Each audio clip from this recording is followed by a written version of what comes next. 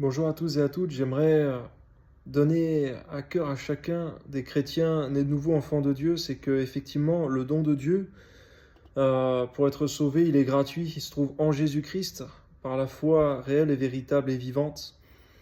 Mais j'aimerais dire effectivement que pour voir la gloire de Dieu, la puissance de Dieu dans sa vie, les miracles, les prodiges, les signes, il y a un prix à payer. J'en faisais également mention dans ce qui concerne le jeûne. Pour voir les prodiges et la puissance de Dieu, il y a un prix à payer pour voir la gloire de Dieu avec puissance.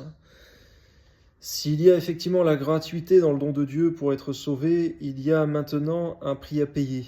Car de la même manière que pour que nous puissions aujourd'hui être sauvés par la foi en Jésus-Christ seul, Jésus-Christ a dû payer le prix pour nous. Nous-mêmes également pour voir la manifestation de la puissance tangible de Dieu dans nos vies. Au travers de nos vies, il y a un prix à payer. Effectivement, on voit au travers de toute la Bible que il y a déjà le prix de la sincérité, effectivement, car Dieu, il résiste aux orgueilleux, il fait grâce aux humbles, et il se révèle à ceux qui le cherchent de tout leur cœur.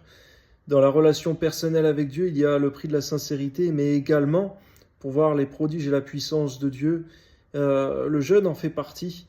Le temps passé dans la présence de Dieu au travers de la prière, de la lecture de la parole, de la communion fraternelle, toutes ces choses, c'est le prix de l'obéissance, le prix de la consécration.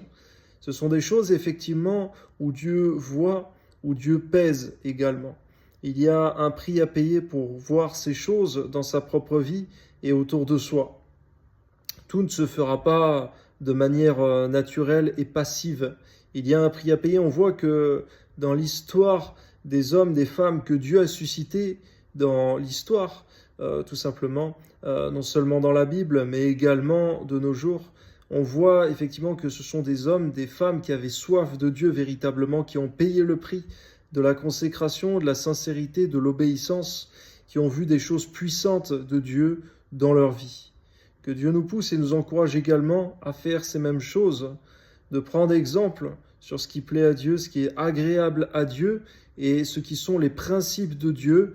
On voit ces choses que les hommes et femmes ont compris, qui étaient dans la Bible, mais des principes effectivement qui n'ont pas changé aujourd'hui.